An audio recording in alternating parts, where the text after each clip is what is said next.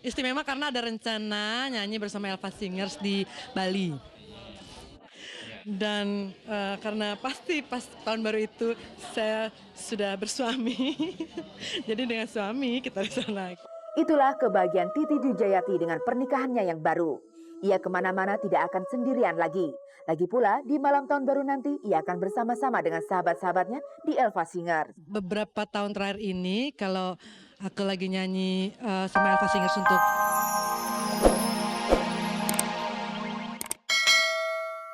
Pemirsa, sore ini telah kami siapkan sederet sajian menarik. Antara lain Titi Dijayati yang pekan lalu menyambat Anugerah Musik Indonesia. Meskipun oleh sebagian produser, ia dicap sebagai penyanyi yang jauh dari keberuntungan. merasakan bagaimana pedihnya jatuh bangun saya menapak karir gitu, bagaimana maklumnya dia gitu, waktu saya dicap sebagai penyanyi yang tidak hoki di rekaman. Kemudian kita beralih ke Bandung. Di sana Hari Rusli sedang membuat catatan sejarah dalam bentuk VCD. Jadi kejadian-kejadian dari Pak Harto turun sampai saat ini, itu ada kejadian-kejadian macam-macam kekerasan, kebiadaban dan sebagainya. Itulah VCD dalam sajian musikal yang sedang dibuat Hari Rusli dan kawan-kawannya. Sedangkan untuk sajian video klip kali ini, kami pilihkan seorang penyanyi pelontos bernama Ahmad Amigos.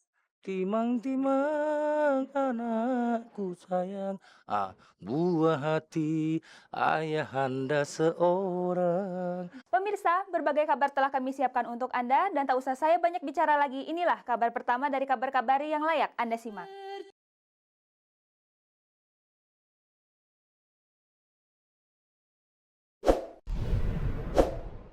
Awal mengamati saya itu dari awal karir gitu loh, 15 tahun yang lalu gitu. Jadi pasti dia juga ikut merasakan bagaimana pedihnya jatuh bangun saya menapak karir gitu, bagaimana maklumnya dia gitu, waktu saya dicap sebagai penyanyi yang tidak hoki di rekaman.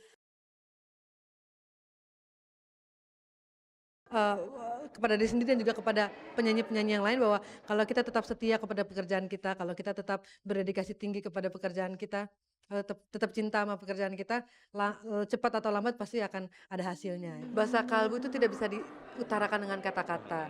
Jadi kalaupun ditanya apa sih, itu hanya bisa dirasa gitu.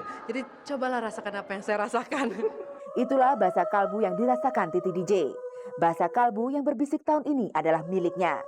Sebelumnya, ia juga sudah memperoleh suami, seorang Amerika yang belum lama ini mereka melangsungkan pernikahan. Dan hari-hari selanjutnya setelah ini, kesibukan lain sudah menghadangnya. Ia akan pergi ke Bali mengisi acara malam tahun baru nanti, seperti yang diungkapkannya kepada kami dalam wawancara terpisah.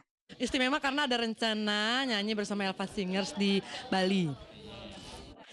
Dan karena pasti pas tahun baru itu saya sudah bersuami, jadi dengan suami kita di sana. Itulah kebahagiaan Titi Dijayati dengan pernikahannya yang baru. Ia kemana-mana tidak akan sendirian lagi. Lagi pula, di malam tahun baru nanti, ia akan bersama-sama dengan sahabat-sahabatnya di Elva Singers. Beberapa tahun terakhir ini kalau aku lagi nyanyi sama Elva Singers untuk tahun baru, rasanya tuh lebih enak. Karena ada sama teman-teman gitu, merayakannya bersama teman-teman. Tapi kalau nyanyi sendiri gitu, lagi abis countdown gitu, 10, 9, 8, 7, ya selamat tahun baru. Nggak ada siapa-siapa yang diselamatin, itu nggak enak. Ya walaupun nanti tetap ada suami, tapi tetap lebih enak sama teman-teman. Harapan Titi pada tahun baru nanti adalah juga harapan kita semua. Semoga Indonesia lebih baik dari tahun-tahun belakangan ini. Menghadapi tahun yang akan datang di Indonesia itu lebih, kayaknya masa depan lebih terjamin gitu ya dibanding kemarin gitu, apalagi karena kan aku sama anak-anak kan, nah pendidikan kayaknya akan lebih terjamin. Pemirsa, Anda masih menyimak kabar-kabari bersama saya Nurul Aulia Dewi sampai 4:30 nanti. Berikut ini, Anda akan saya ajak ke Bandung menjumpai Hari Rusli. Di kota itu, Kang Hari dan kawan-kawan dari DKSB sedang menyelesaikan pembuatan VCD.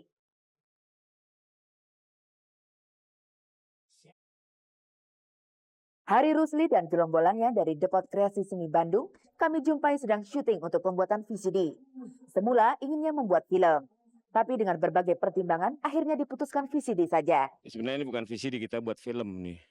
Film layar lebar 35 mili, 32 mili gitu. Tapi terus diturunin jadi VCD. Jadi filmnya nanti akan jadi film. Bentuknya musikal tapi pakai gambar-gambar yang aktual, bukan aktual, yang faktual. Jadi kejadian-kejadian dari Pak Harto turun sampai saat ini itu ada kejadian-kejadian macam-macam kekerasan, kebiadaban dan sebagainya. Ini yang menjadi alasan mengapa formatnya VCD. Dengan VCD akan memungkinkan orang menonton kapan saja dan di mana saja.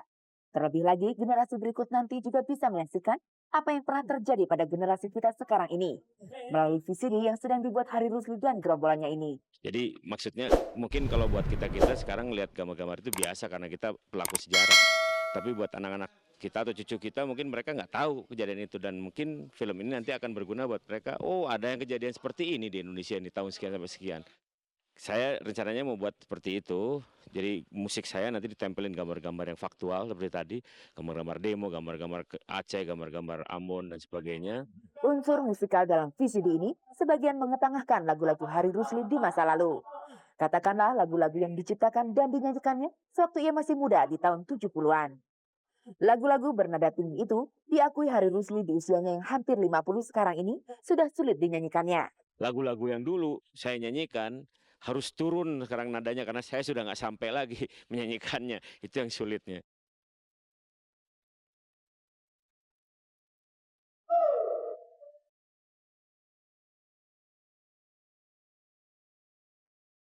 Pemirsa, biaya produksi pembuatan VCD ini sekitar 250 juta rupiah.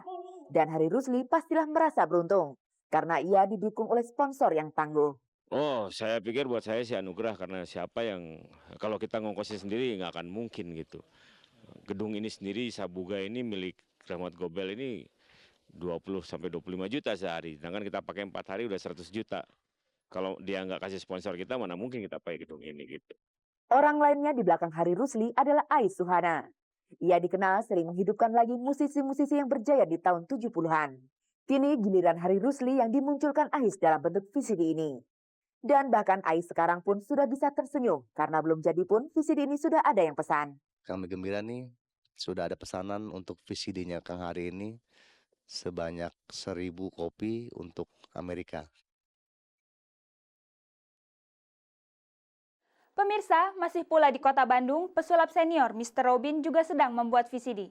Kalau tadi Hari Rusli membuat VCD bertema sosial politik, Mr. Robin membuat VCD melulu berisi sajian sulap. Meskipun tak ada hubungannya dengan Hari Rusli, pesulap senior Mr. Robin juga berencana membuat VCD. Sudah lama kita mengenal pesulap dari Bandung ini, di mana pada masa itu pesulap-pesulap terkenal sekarang macam Deddy Corbuzier dan Andri Manan masih kanak-kanak. Pemirsa, sebelum berbicara lebih jauh dengan Mr. Robin, kita ikuti dulu cuplikan sulapnya.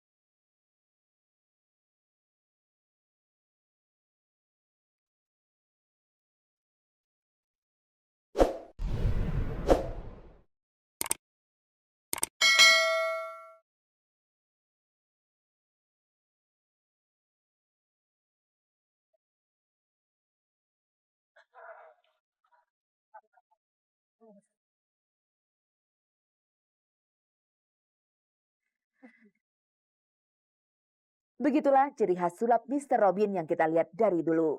Dengan tubuhnya yang tambun, ia menghibur para penontonnya. Teknik sulap yang dimilikinya banyak, tapi lebih banyak lagi adalah pengetahuannya akan sulap. Ini sangat memperkaya wawasannya meskipun ia tidak mungkin memainkan seluruh teknik sulap. Berbicara mengenai pesulap Indonesia masa kini, sebagian pernah menimba ilmu dari Mr. Robin. Atau setidaknya mengagumi dan menaruh hormat pada pesulap senior ini. Dari Mr. Robin pula, sebagian dari mereka tergerak untuk menjadi pesulap. Itu pula jawaban yang pernah diberikannya ketika kami bertanya mengapa seseorang tertarik menjadi pesulap. Saya praktek sebagai pesulap dari usia 9 tahun. Betapa panjang pengalaman yang telah dilalui Mr. Robin. Tapi itu sekaligus juga menyadarkan bahwa ilmu sulap ternyata tidak ada batasnya.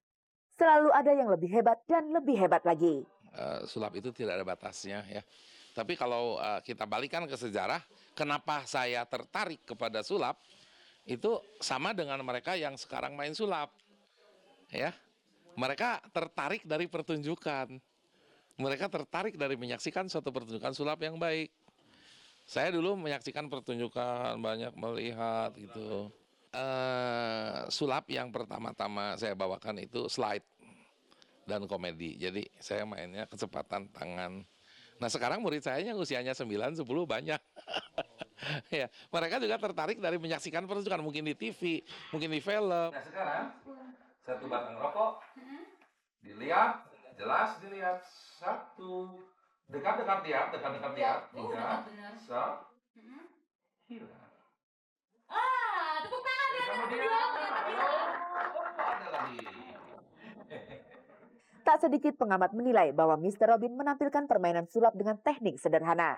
Teknik yang mudah ditebak tapi tetap mengandung teka-teki yang menggemaskan bagi penonton awam.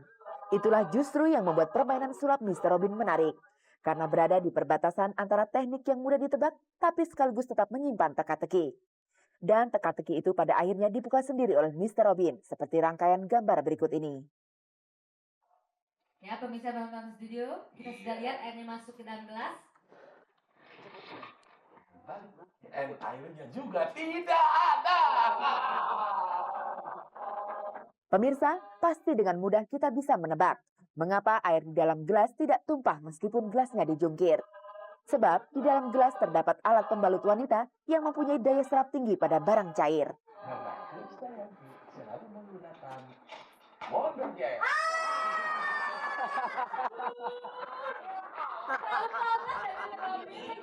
Dalam pertunjukannya ini, Mr. Robin memang sengaja menampilkan trik-trik sulap sederhana yang bisa dengan gampang ditiru penonton. Seperti yang ini, juga teknik sulap sangat sederhana. Hanya mengandalkan pada keterampilan tangan si tukang sulap dalam menyembunyikan kain merah. Anda lihat kantong ini kosong.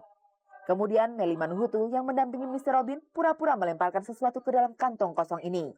Ternyata ada satu helai sabun tangan merah, tepuk tangan untuk Mel. Ternyata bukan Melly Manuhutu yang memasukkan kain merah ini, melainkan tangan Mr. Robin sendiri. Ia secara rapi menyembunyikan kain merah yang dilipat kecil di balik telapak tangannya, dan kemudian dengan mudah dilepaskannya ke dalam kantong tanpa diketahui penonton. Oh, iya betul. Iya. Kosong.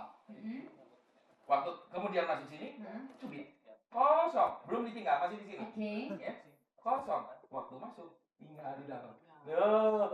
Pemirsa, dibandingkan dengan Deddy Corbuzier atau Adri Manan, Mr. Robin tentu saja senior mereka. Ia memuji para pesulap muda itu yang dikatakannya gigih membangun karir. Dan disebutkannya pula, para junior itu makin terkenal karena mereka secara rutin tampil di televisi. Kalau sekarang ada saja pesulap yang masuk ke TV dengan main bagus, pasti jalan. Saya yakin. Dan kalau saya masuk ke TV lagi, itu semua pasti roboh. Jadi saya tidak mau masuk TV. Pasti roboh. Jadi saya tidak mau masuk TV. Itu halnya. Dengan kata lain, Mr. Robin ingin mengatakan bahwa dia memang sengaja memberi kesempatan kepada pesulap-pesulap muda untuk tampil tanpa gangguan darinya. Media televisi telah lama dijelajahinya, dan itu telah membuatnya terkenal di seantero negeri. Kalau ia ngotot untuk tetap muncul di televisi sekarang, menurutnya ia akan semakin terkenal hingga tak ada kesempatan bagi pesulap-pesulap lainnya untuk mengukir nama.